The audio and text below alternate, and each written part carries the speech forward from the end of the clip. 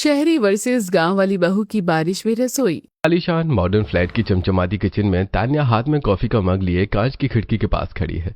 उसकी सहेलियां वेकेशन पर जा चुकी हैं। बारिश देखकर उसका मन खुश होता है। वो मुस्कुराकर किचन कैबिनेट खोलती है और बेसन का डिब्बा निकालती है। वाह, कितनी गजब की बारिश है। आज तो मौसम का पूरा फायदा उठाऊंगी। कड़क अदरक वाली चाय और गर्मा गर्म आलू के पकोड़े। तभी तान्या अपनी साफ सुथरी मॉडर्न किचन, चिमनी और कांच के बर्तनों को देखती है और रुक जाती है। पर पूरे घर में तेल का धुआं और चिपचिपाहट हो जाएगी। बेसन काउंटर पर गिर गया तो साफ कौन करेगा? तान्या तुरंत अपना फोन उठाकर कामवाली कांताबाई को लगाती है। हेलो कांताबाई, कहाँ रह गई हो तुम? जल्दी आओ, मुझे किचन में कुछ बनाना है। अरे अम्मी साहब, बाहर भयंकर तूफान बारिश है, मैं आज नहीं आ पाऊंगी, सीधे कल ही आऊंगी। फोन कट जाता है। तान्या चिढ़कर बेसन का डिब्बा वापस रख देती है। मौसम ऐसे ही है। मानव बड़े चाव से तान्या के पास आता है। तान्या यार, कितनी मस्त बारिश हो रही है, आज अपने हाथ से गर्मा गर्म पकौड़े बना दो ना प्लीज। ओहो मानव, इस मौसम में कौन किचन में पसीना बहाए? तेल धुआं और जाएगा पूरे घर में। मैं जोमेटो से ऑनलाइन ऑर्डर कर देती हूँ, चुपचाप वही खा लो। मानव मन मार कर रह जाता है और उसका चेहरा उतर जाता है। तान्या वर्तमान में वापस आती है। शायद तब मैंने मना किया था, इसलिए आज मानव भी चिढ़ा रहता है। चलो आज खुद पहल करती हूँ, पूछ लेती हूँ, मन होगा तो सब साथ मिलकर खाएंगे।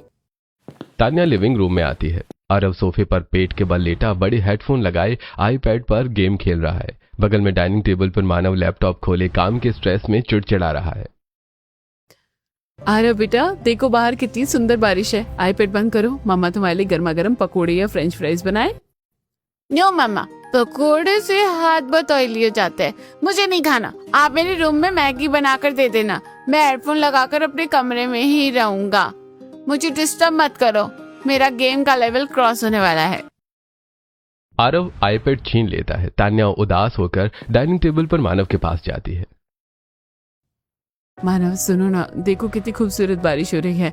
थोड़ी देर के लिए लैपटॉप बंद करो ना, साथ में बैठकर अदरक वाली चाय और पकोड़े खाते हैं। तान्या प्लीज यार, don't disturb me right now. तुम्हें दिख नहीं रहा मेरी क्लाइंट के साथ इंपॉर्टेंट मीटिंग चल रही है। वैसे ही इस बकवास बारिश से वाईफाई फ्लक्चुएट हो रहा है, ऊपर से मेरा दिमाग मत खराब करो, जाओ यहां से। मानव चिढ़कर अपना हेडफोन ठीक करता है और लैपटॉप की स्क्रीन पर चिल्लाता है, what is this? I want this report right now. भगवान, इस घर में महंगी से महंगी मशीनें हैं, पर साथ बैठने वाला कोई नहीं। क्या फायदा इसी आलीशान रसोई का? तान्या उदास होकर बालकनी में आती है। बगल वाली बालकनी में पड़ोसन मोना कॉफी का कप लिए खड़ी है। हाय तानिया, क्या बन रहा है आज किचन में? बारिश में क्या प्लान है? हाय मोना, कुछ खास नहीं, मैं तो कुछ नहीं बनाने वाली। घर में कौन बर्तन और गंदगी का झंझट पाले, ऑनलाइन ही मंगा लूंगी। अरे यार, ऐसे थोड़ी ना होता है। असली मजा तो परिवार के साथ मिलकर सब कुछ घर पर बनाकर खाने में है। चलो, मैं तो अपने बच्चों के लिए पास्ता बनाने जा रही हूँ। मोना अंदर चली जाती है। तान्या अकेले खड़े होकर बाहर देखती है और उसे अपनी गर्भावस्था के दिन याद आते हैं जब वो गांव में थी। गांव में बारिश हो रही है। तान्या आराम कुर्सी पर बैठी है। सुमित्रा चूल्हे के पास बैठी गर्मा गर्म पकौड़े तल रही है। राधा तान्या के पैरों में प्यार से तेल की मालिश कर रही है। ले तान्या बहू, गर्मा गर्म आलू और पालक के पकोड़े खा, और तुझे जो खाने का मन करे बेझिझक बोल। हाँ छोटी, मैंने सिलबट्टे पर तेरे लिए खास इमली और पुदीने की तीखी चटनी पीसी है, खाकर बता कैसी बनी है। अरे वाह मम्मी जी, दीदी ये तो अमृत जैसा लग रहा है। तान्या अचानक अपनी आंखें खोलती है और वर्तमान में वापस आती है। हाँ, क्या मैं भी पुरानी बातें सोचकर बैठ गई। क्या रखा है उस गांव में? हर तरफ कीचड़, गंदे नाले, मक्खी मच्छर और गोबर की बदबू। भगवान बचाए ऐसे पिछड़े इलाकों से। अच्छा है मैं शहर में सुकून से रहती हूँ। तान्या सोफे पर आकर बैठती है और जोमेटो से मिक्स पकौड़े और चाय ऑर्डर कर देती है। कुछ देर बाद जोमेटो बॉय भीगा हुआ आता है और पेपर बैग देकर चला जाता है। तान्या ठंडे और सीले हुए पकौड़े और चाय को माइक्रोवेव में गर्म करती है। वो मानव के पास प्लेट रखती है। चलो नाश्ता यहाँ रख दिया है, खा लेना। ठीक है, यहाँ रख दो, मैं बाद में खा लूंगा, अब जाओ यहाँ से। तान्या गुस्से और इरिटेशन में अपनी प्लेट उठाकर बाहर चली जाती है। मानव और आरव बिना किसी स्वाद के बस खाना मुंह में ठूस रहे हैं। वहीं दूसरी तरफ गांव में तान्या के ससुराल में आंगन में तेज बारिश का पानी गिर रहा है। जहां ससुर रामचरण चश्मा लगाए कुछ फाइलें देख रहे हैं। अचानक तेज कड़कड़ाहट के साथ पूरे घर की बत्ती गुल हो जाती है। दोनों के पैरों में खेत की गीली मिट्टी लगी है और सुमित के हाथ में एक छोटा सा थैला है। आ गए हमारे खेतों के सूरमा। अरे मैं तो सुबह ही कह रहा था कि आज बादलों का मिजाज कड़ाके का है। तुम दोनों को नहलाए बिना नहीं मानेगा बबुआ। अरे बाबूजी, गजब की आंधी पानी आ गई। खेत का काम तो बीच में ही छोड़ना पड़ा। पर जो मौसम में ठंडक घुली है ना, कसम से कड़ाके की गर्मी से राहत मिल गई। अरे ओ भाभी, राधा भाभी, जरा सुनो तो, खेत से एकदम ताजी हरी मिर्च और प्याज और रास्ते में गोखले की दुकान से ताजा पनीर भी ले आया हूँ। बारिश में अगर आपके हाथ के पकौड़े और अदरक वाली चाय नहीं मिली तो इस जन्म का क्या ही फायदा। गांव में घर की रसोई में एक तरफ मिट्टी का लीपा हुआ पारंपरिक चूल्हा है और दूसरी तरफ आधुनिक गैस चूल्हा रखा है। राधा सुमित की आवाज सुनकर मुस्कुरा देती है। तभी बाहर नल से मिट्टी का मटका भरकर लौट रही पड़ोसन कमला रसोई की खिड़की के पास रुकती है। राम राम राधा जी, सुना है आज तो बहुत ही भयंकर बारिश होने वाली है। पूरा मौसम ठंडा हो गया है। आज का विशेष बनने वाला है आपके घर। राम राम कमला जी। हाँ, मौसम तो बहुत ही सुहावना हो गया है। खेत से भी दोनों भाई आ गए हैं और जाते ही पकोड़ों की फरमाइश शुरू हो गई है। आज तो प्याज और ताजे पनीर के पकोड़े छनेंगे।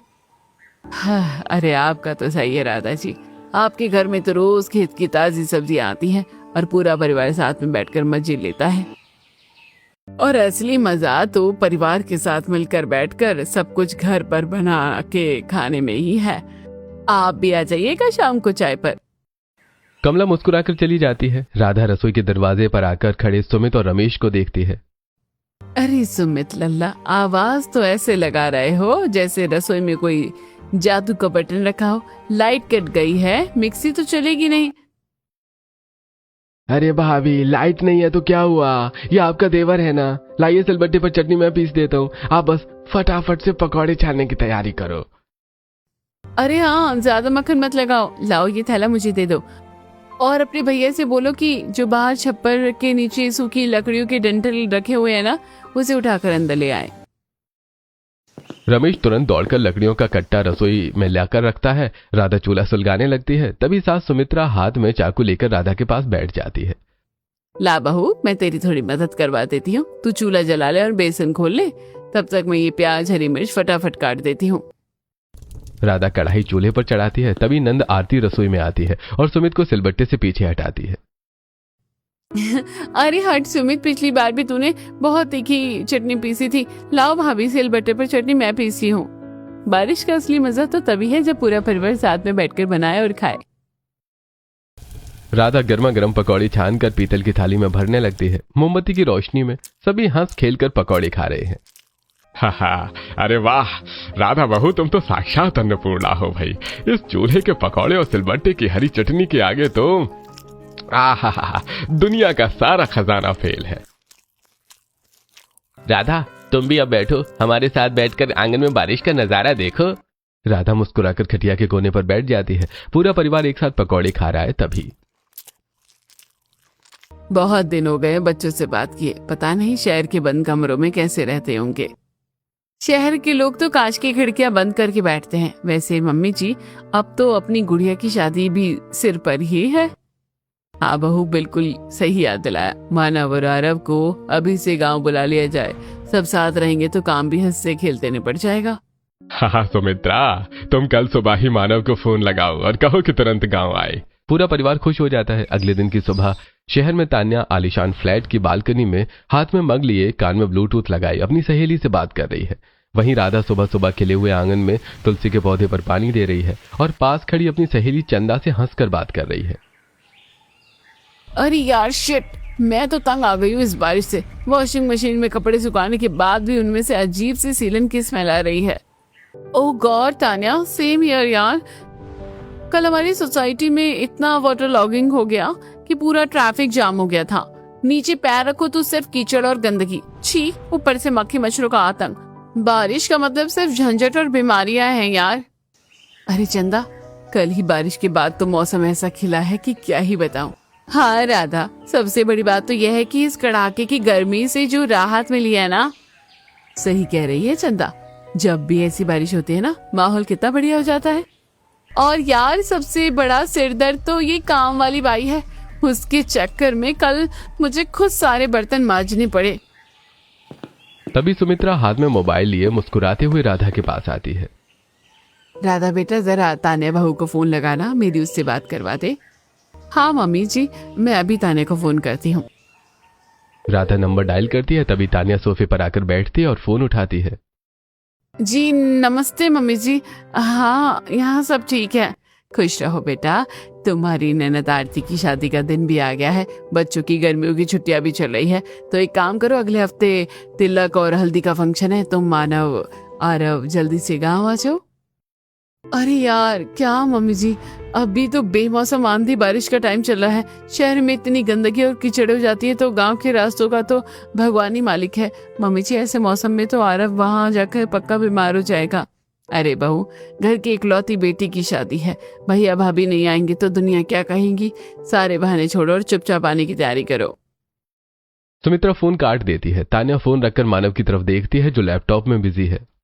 मानव, मम्मी जी का फोन था, आरती की शादी के लिए हमें अगले हफ्ते ही गांव जाना है, प्लीज मानव तुम मना कर देना, इस आंधी बारिश और कीचड़ में तो मैं गांव नहीं जा सकती। तान्या दिमाग खराब है क्या तुम्हारा? मेरी सगी बहन की शादी है, जाना तो पड़ेगा ही। मैंने ऑफिस से छुट्टियां ऑलरेडी अप्लाई कर दी हैं, चुपचाप पैकिंग शुरू कर दो, हम अगले हफ्ते क्या कल ही गांव जा रहे हैं। वहीं दूसरी तरफ सुमित्रा फोन रखकर मुस्कुराती है और रामचरण से कहती है, चलो बढ़िया है, मैंने कह दिया है बहू से, सब बच्चे आ जाएंगे तो शादी बड़े अच्छे तरीके से निपट जाएगी, और इस बारिश के मौसम में तो सब साथ मिलकर मजा ही करेंगे। अगले दिन बाहर रिमझिम बारिश हो रही है। गांव का उबड़ खाबड़ रास्ता कीचड़ और गंदगी से लथपथ हो चुका है। दूर से एक बड़ी चमचमाती कार रामचरण के घर के ठीक सामने आकर रुकती है। ओह गॉड, व्हाट इज दिस मानव, हर तरफ कीचड़, मक्खी और मच्छर। मानव, मैं यहाँ एक भी दिन नहीं रुक पाऊंगी। तभी कार की दूसरी तरफ से 5 वर्ष का आरव नीचे उतरने लगता है। तान्या झपट कर उसे अपनी गोद में उठा लेती है। आरव रुको बेटा, पैर बिल्कुल नीचे मत रखना, यहाँ का पानी बहुत गंदा है, इन्फेक्शन हो जाएगा, सीधे अंदर कमरे में चलो, बाहर मत देखना। सामने दरवाजे पर राधा मुस्कुराते हुए शगुन की थाली लेकर खड़ी है।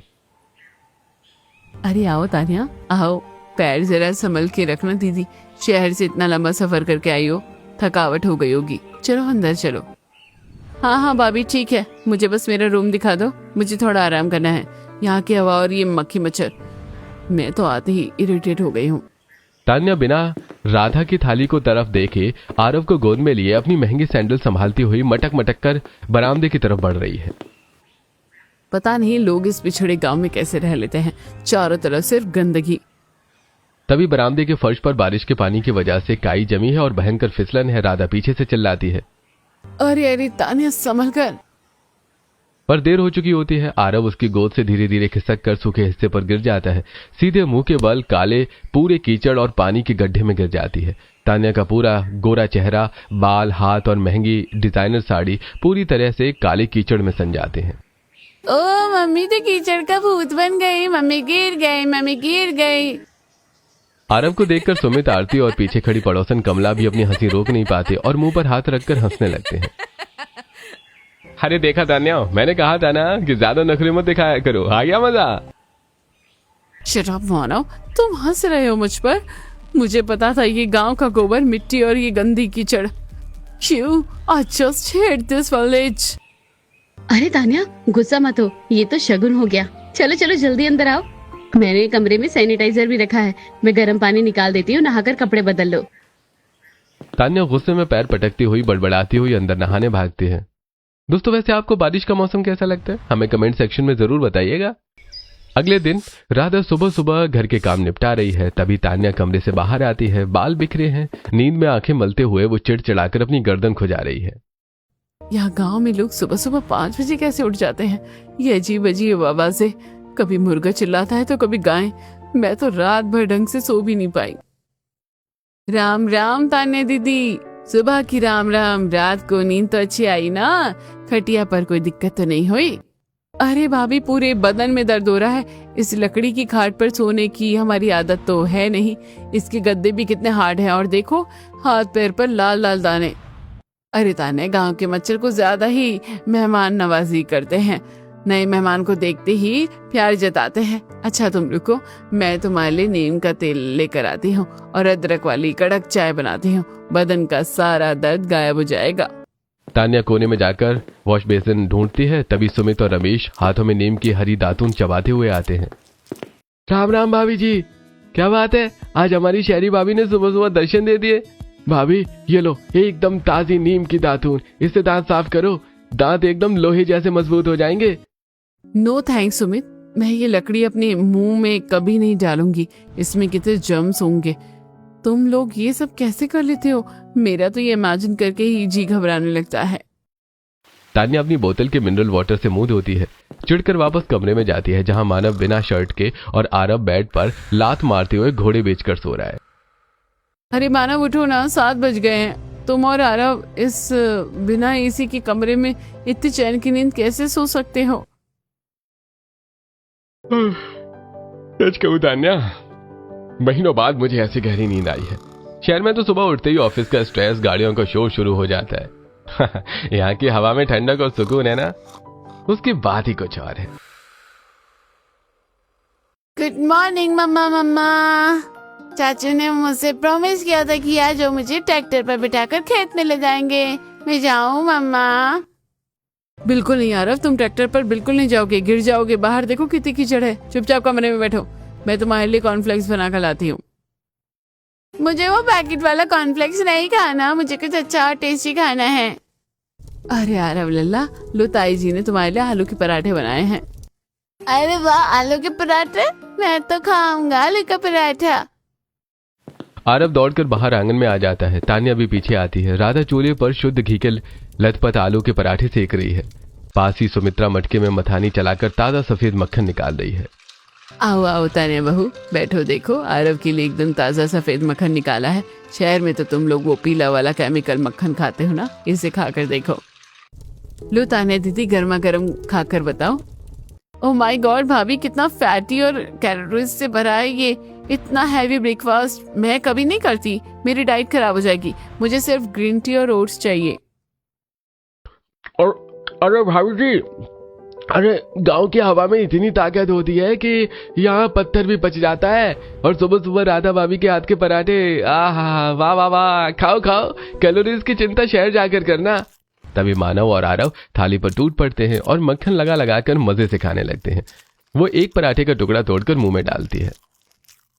वाह यार, ये तो बहुत ही टेस्टी है। इतना स्वाद तो शहर के महंगे कैफे में भी नहीं मिलता।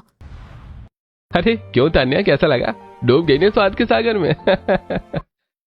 ठीक है, मतलब अच्छा है, लेकिन मैं रोज रोज ऐसा फैटी खाना नहीं खाऊंगी भाभी। थोड़ी देर बाद तान्या नहाकर कपड़े बदलकर कमरे में आती है और शहर से साथ लाया अपना mini car fridge plug in करती है। उसमें से कड़क ठंडी कोल्ड ड्रिंक निकालकर पीने लगती है। मम्मी, बाहर बहुत गर्मी जैसी लग रही है, मुझे बहुत प्यास लगी है, ठंडा पानी दो ना। ये लो बेटा, बाहर का वो मटके का गंदा पानी मत पीना, बीमार हो जाओगे। ये लो कोल्ड ड्रिंक पियो, एकदम रिफ्रेशिंग है। आरव पूरी कोल्ड ड्रिंक गटक जाता है। आरव को जोर जोर से छींकें आने लगती हैं।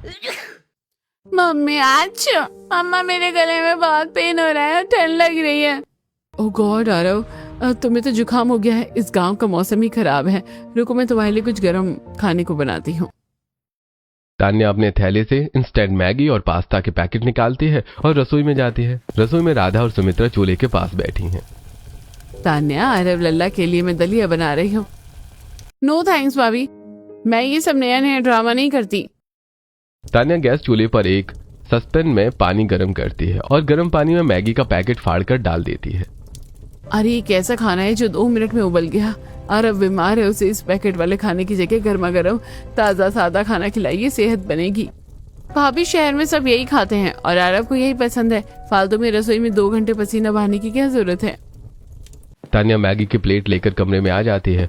अब आरव को मैगी खिलाती है और खुद भी बची हुई मैगी खाने लगती है। तभी मानव कमरे में आता है और तान्या को मैगी खाते देखकर भड़क जाता है। तान्या, तुम सुधरोगी नहीं। गांव आए हैं, सब लोग बाहर प्यार से सादा और हेल्दी खाना खा रहे हैं और तुम यहाँ कमरे में छुप कर ये पैकेट का कचरा खा रही हो। और तुम्हारी इस ठंडी कोल्ड ड्रिंक की वजह से बच्ची की तबीयत खराब हो गई।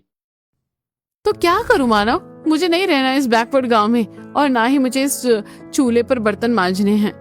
और मेरा बेटा अपने कमरे में ही ठीक है। मानव गुस्से में हाथ झटक कर कमरे से बाहर चला जाता है। 2 दिन बाद पूरा घर रंग बिरंगी लाइटों और फूलों से सजा है। मेहमान बैठे हैं। टेंट के एक कोने में हलवाइयों ने भट्टियां सुलगा रखी हैं। तभी अचानक मौसम बिगड़ जाता है और मेहमानों में भगदड़ मच जाती है। देखते ही देखते मूसलाधार बारिश शुरू हो जाती है। अरे भाई भागो भागो, अंदर चलो, ये टेंट कभी भी गिर सकता है, कयामत आ गई है, भागो। अरे भाई रामचरण जी, अनर्थ हो गया भाई, हमारे सारे में कोयला और चूल्हा पानी में भीग गए हैं। इस तूफानी बारिश में अब खाना बनाना बिल्कुल नामुमकिन है। लाइट भी कट गई है। भाई हम हाथ खड़े करते हैं, हमसे नहीं होगा। अरे भाई हलवाई भाई, ये क्या कह रहे हो? बारात कुछ ही देर में आने वाली है। 200 मेहमान भूखे बैठे हैं। अगर खाना नहीं मिला तो मेरी बेटी की शादी टूट जाएगी, हमारे खानदान की इज्जत मिट्टी में मिल जाएगी। अरे कोई तो रास्ता निकालो, मैं तुम्हें दुगने पैसे दूंगा। अरे यार कोई जनरेटर ऑन करो। अरे साहब जी, जनरेटर में पानी घुस गया है, शॉर्ट सर्किट हो जाएगा। आंधी से पूरे इलाके की लाइट गुल है, अब तो भगवान ही मालिक है। रामचरण और सुमित्रा सिर पर हाथ रखकर रोने लगते हैं। मेहमान कानाफूसी करने लगते हैं।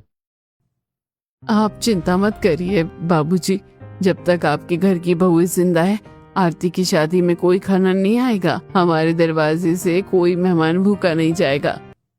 अरे राधा भाभी, आप पागल हो गई हो क्या? हलवाई भाग गया, बाहर तूफान है, लाइट नहीं है, 200 लोगों का खाना कैसे बनेगा?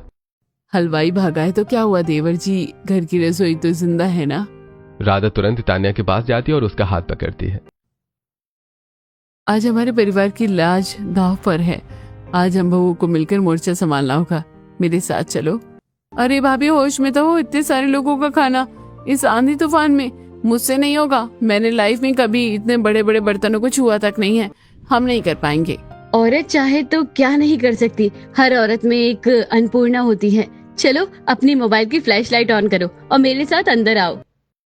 तान्या न चाहते हुए भी मोबाइल की फ्लैशलाइट ऑन करती है और राधा के साथ अंदर जाती है। भाभी बाहर की सारी लकड़ियां तो भीग चुकी हैं, चूल्हा कैसे जलेगा? लकड़ी भीग गई तो क्या हुआ, घर के अंदर तेल के खाली लोहे के कनस्तर रखे हैं ना, लाओ इन्हें बाहर निकालो। कनस्तर? पर इनका क्या करेंगे भाभी? इनमें हम अभी देसी चूल्हा बनाएंगे। वो कैसे? तुम बस देखती जाओ। राधा तुरंत दराती से लोहे के कनस्तरों को बीच से काटती है। उसके अंदर घर में रखी सूखी सूखी लकड़ियां और डंठल डालती है। ऊपर से थोड़ा सरसों का तेल छिड़ककर माचिस की तीली दिखाती है। उफ भाभी, मेरी आंखों में बहुत जलन हो रही है, मुझसे धुआं बर्दाश्त नहीं हो रहा है, सांस नहीं ली जा रही है। थोड़ा हौसला रखो तानिया, देखना कितनी जल्दी इस पर खाना बनेगा। तभी तेज हवा के झोंके से आग बुझने लगती है। हवा बहुत तेज है, आग बुझ जाएगी। मैं हवा को रोकती हूँ, रुको। तान्या अपनी महंगी साड़ी की परवाह किए बिना दौड़कर एक मोटी पुरानी चादर उठाती है और हवा के सामने दीवार बनकर डटकर खड़ी हो जाती है। तभी सुमित दौड़कर आता है और चारों तरफ कीले ठोककर उस चादर को कस देता है, जिससे हवा आनी बंद हो जाती है। वाह तानिया, बहुत बढ़िया। अब देखो कैसे काम फटाफट होता है। राधा एक बड़ी परात में बहुत सारा आटा निकालती है और गूंथने लगती है। वो तान्या को चकला बेलन देती है। पर मुझे इतनी बड़ी परात में पूड़ियाँ बेलनी नहीं आती। मेरी पूड़ियाँ टेढ़ी मेढ़ी बनती है, गोल नहीं बनती। अरे तानिया, पेट में जाने के बाद सब गोल ही हो जाता है। मेहमानों को स्वाद चाहिए, नक्शा नहीं। चलो बेलना शुरू करो और सेकना मैं संभाल लूंगी। तान्या पसीने से तरबतर होकर पूरी ताकत से पूड़ियां बेलने लगती है। बाहर मूसलाधार बारिश की आवाज आ रही है और अंदर दोनों बहुएं जुटी हैं। तभी गांव की 2-4 और औरतें भी मदद के लिए रसोई में आ जाती हैं। कोई आलू टमाटर काट रहा है तो कोई मसाला पीस रहा है। भाभी, मैं और भैया मिलकर रायता बना देते हैं। रमेश, मानव और सुमित मिलकर बूंदी का रायता फेंटने लगते हैं। पूरे परिवार के मेल मिलाप से रात 11 बजे तक गर्मा गर्म पूड़ियां, रसीले आलू टमाटर की सब्जी और बूंदी का रायता बनकर तैयार हो जाता है। तान्या और राधा खुद अपने हाथों से मेहमानों को खाना परोसती हैं। अरे वाह भाई रामचरण, आज तो कमाल कर दिया। ऐसा स्वाद तो कोई हलवाई जिंदगी में नहीं बना सकता। तुम्हारी बहुओं ने तो शादी में मजा ही बांध दिया। वाह। रामचरण अंदर आते हैं। अरे वाह बहुओं, आज तुम दोनों ने मेरी लाज बचा ली। अरे तुम दोनों तो मेरे घर की साक्षात अन्नपूर्णा और लक्ष्मी हो। अगर आज तुम नहीं होती तो मैं किसी को मुंह दिखाने के लायक नहीं रहता।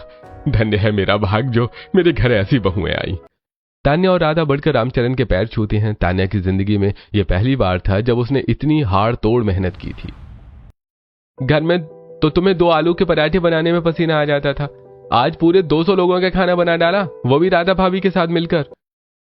तान्या मुस्कुराकर मानव को हल्के से कोहनी मारती है। उसके बाद आरती की शादी के सारे फंक्शन हंसते खेलते पूरे होते हैं। अगले दिन सुबह तान्या के कमरे में आरव कंबल ओढ़े लेटा है। उसे बहुत तेज बुखार है। मानव, आरव का बुखार तो कम ही नहीं हो रहा है, 102 डिग्री है। उसे तेज खांसी भी है। मैंने कहा था ना कि यहाँ का हवा पानी से सूट नहीं करेगा। तान्या शांत हो जाओ, मैं डॉक्टर को फोन करने की कोशिश कर रहा हूँ और कल के तूफान की वजह से पूरे गांव का मोबाइल नेटवर्क ठप है। मानव, मेरे बच्चे पर कोई सिरप काम नहीं कर रहा है, मुझे बहुत डर लग रहा है। तभी राधा हाथ में पीतल की कटोरी और ग्लास लेकर कमरे में आती है। अरे तान्या, तुम घबराओ मत, मौसम बदलने पर बच्चों को ऐसा ही सर्दी जुकाम हो जाता है। हटो, मैं इसे थोड़ा काढ़ा पिला देती हूँ। अरे नहीं नहीं राधा भाभी, प्लीज रुक जाइए। ये क्या है? मैं अपने बच्चे को ये बकवास चीज नहीं पिला सकती। कोई इन्फेक्शन हो गया तो डॉक्टर की सलाह के बिना मैं उसे कुछ भी नहीं देती। उसे सिर्फ एलोपैथिक दवाइयाँ ही सूट करती है। तसल्ली रखो तान्या, ये कोई बकवास चीज नहीं है, जादुई काढ़ा है। अपनी इस बहन पर भरोसा रखो। आरव सिर्फ तुम्हारा ही नहीं, मेरा भी बच्चा है। तान्या शांत हो जाती है और राधा आरव को वो कड़वा काढ़ा पिलाती है। आरव मुंह बनाता है पर वो पी लेता है। तान्या, अब इसके माथे पर सूती कपड़े की ठंडी पट्टियां रखो। इस काढ़े में अदरक, काली मिर्च, लौंग और शहद है। देखना 2 घंटे में बुखार खींच लेगा। तान्या सूती कपड़ा लेकर आरव के माथे पर रखती है। 2 घंटे बाद खिड़की से धूप अंदर आती है। आरव पसीने में नहाया हुआ उठकर बैठ जाता है। उसका बुखार पूरी तरह से उतर चुका है। मामा, मुझे अच्छा लग रहा है और तेज भूख लगी है। ओह माय गॉड आरव, तुम ठीक हो गए? बताओ बेटा, क्या खाना है? मैं बिस्किट दूं? नहीं, बिस्किट नहीं, मुझे तो ताई जी के हाथ के वो आलू के गर्मा गर्म पकोड़े खाने हैं जो वो कल बना रही थी। हे भगवान, अभी अभी बुखार उतरा है और इसे पकोड़े खाने की मची है। तान्या तुरंत राधा के पास जाती है और भावुक होकर उसका हाथ पकड़ती है। मुझे माफ कर दीजिए, मुझे नहीं पता था कि आप लोग मेरा और मेरे बच्चे का इतना ध्यान रखेंगे। मैंने आपसे बहुत कुछ सीखा है। कुछ दिनों बाद तान्या, मानव और आरव वापस अपने शहर के फ्लैट में आ जाते हैं। बाहर तेज आंधी चल रही है और बालकनी के रास्ते घर में धूल घुस रही है। ओ गॉड, इस शहर की आंधी! 2 मिनट खिड़की खोली तो छोड़ो तो पूरे फ्लैट में मिट्टी भर जाती है। कल ही तो पूरा घर साफ किया था। तभी तान्या का फोन बजता है। काम वाली कांताबाई का फोन है। कहाँ रह गए तुम? दोपहर के 2 बज गए हैं। सिंक बर्तनों से भरा पड़ा है। तुम कहाँ हो? अरे भाभी, आपको क्या पता बाहर कितनी आंधी तूफान चल रहा है। हम ठहरे पतले दुबले मानुस अगर बाहर निकले तो उड़ जाएंगे। अरे हाँ, तुम बड़ी मिट्टी की बनी हो ना, जो गल जाओगी या उड़ जाओगी। बहाने मत बनाओ, चुपचाप काम पर आ जाओ। नहीं भाभी, बारिश होगी तो मैं नहीं आऊंगी। हेलो हेलो, शिट, फोन काट दिया। इतने सारे बर्तन पड़े हैं, मेरा तो दिमाग खराब हो गया है। अरे तान्या, जो लड़की गांव में बिना लाइट के 200 लोगों की पूड़ियां बेल सकती है, वो इन 4 बर्तनों से घबरा रही है। थोड़ा शांत हो जाओ। कुछ दिन बीतते हैं। तान्या अपने फ्लैट पर एक किटी पार्टी रखती है और अपनी सहेलियों को बुलाती है। राधा रसोई से गर्मा गर्म खस्ता प्याज और आलू के पकौड़े छानकर लिविंग रूम में लाती है। यार तान्या, माना पड़ेगा, तुम्हारी जेठानी के हाथ के पकौड़ों का कोई जवाब नहीं है। 5 स्टार होटल भी फेल है इनके आगे। मैंने कहा था ना, ये मेरी राधा भाभी है, इनके हाथ में जादू है। तभी अचानक बाहर बहुत खूबसूरत बारिश शुरू हो जाती है। आरव खिड़की से देखता है। मम्मी देखो कितनी अच्छी बारिश हो रही है। चलो ना मम्मा, हम भी भीगेंगे जैसे गांव में भीगे थे। हाँ तान्या, चलो, मौसम की पहली बारिश है, सब मिलकर बाहर भीगते हैं। अरे नहीं भाभी, सोसाइटी के लोग क्या सोचेंगे? हमारा मजाक उड़ाएंगे कि शहरी लोग होकर पागलों की तरह बारिश में नाच रहे हैं। कोई कुछ नहीं सोचेगा, चलो। राधा जबरदस्ती तान्या का हाथ खींचकर उसे नीचे सोसाइटी के कंपाउंड में ले जाती है। तान्या, राधा, मानव और आरव सब मिलकर बारिश में झूम झूम कर नाचने लगते हैं, मस्ती करते हैं। तभी सोसाइटी की कुछ रूढ़िवादी औरतें बालकनी से देखकर चिढ़ती हैं। एक्सक्यूज मी, ये क्या बदतमीजी है? आप लोग सोसाइटी का माहौल खराब कर रहे हैं। यहाँ ये सब देहाती हरकतें नहीं चलेंगी, ऊपर जाइए। तान्या का मूड खराब हो जाता है। वो उदास होकर राधा के साथ ऊपर फ्लैट में आ जाती है। तान्या, तुम उदास क्यों होती हो? नीचे नहीं तो क्या हुआ, हमारे पास अपने फ्लैट की तो छत है ना। अगली बार बारिश होगी तो हम छत पर चलेंगे। अगले दिन फिर से बादल घिराते हैं और ठंडी हवा चलने लगती है। इस बार तान्या और राधा सोसाइटी की छत पर जाती है। राधा वहां ईंटों और लकड़ी से एक छोटा सा देसी चूल्हा बना लेती है। तान्या खुद चूल्हे के आगे बैठकर हंसते हुए आलू और प्याज के पकौड़े छान रही है। पकौड़े की सौंधी खुशबू पूरे फ्लैट में फैल जाती है। नीचे के फ्लैट के बच्चे खुशबू सुनकर छत पर भाग आते हैं। आंटी, हमें भी पकोड़े खाने हैं, बहुत अच्छी खुशबू आ रही है। आओ आओ बच्चों, बैठो, सब गर्मा गर्म खाओ। तभी उन बच्चों की मम्मियां भी गुस्से में छत पर आती हैं, पर वहां का नजारा देखकर दंग रह जाती हैं। बच्चे मोबाइल टीवी सब भूलकर जमीन पर बैठकर हंसते हुए पकौड़े खा रहे हैं। वाह तानिया, ये तो गजब है। हमारे बच्चे तो हमेशा मोबाइल में घुसे रहते हैं, कभी बाहर नहीं निकलते थे। आज देखो कितने खुश हैं। हाँ भाभी, कभी कभी बंद कमरों से बाहर निकलना चाहिए। असली मजा अपनों के साथ मिलकर खाने में है। शाम का समय है। छत पर आसपास के फ्लैट्स के लोग मानव, रमेश, सुमित्रा और रामचरण सब एक साथ बैठे हैं। सबके हाथों में कुल्हड़ में अदरक वाली चाय है और बच्चे चारों तरफ खेल रहे हैं। भाभी, कल हम दोनों मार्केट चलेंगे और ढेर सारे ताजे ताजे भुट्टे खरीद के लाएंगे। कल सब मिलकर छत पर भुट्टा पार्टी करेंगे। वाह, भुट्टा पार्टी, मजा ही आ जाएगा। वाह, भुट्टा पार्टी, मजा ही आ जाएगा। वाह भाई वाह, भुट्टा पार्टी। अरे मजा ही आ जाएगा। तान्या अब वो बारिश के मौसम में गांव जाती है और वहां की सौंधी मिट्टी का आनंद लेती है। तो दोस्तों, आपको बारिश का मौसम कैसा लगता है? क्या आप भी अपनों के साथ बारिश का मजा लेते हैं या फिर इस शहरी जिंदगी के कबूतर खाने में बंद रहते हैं? हमें कमेंट सेक्शन में जरूर बताइएगा।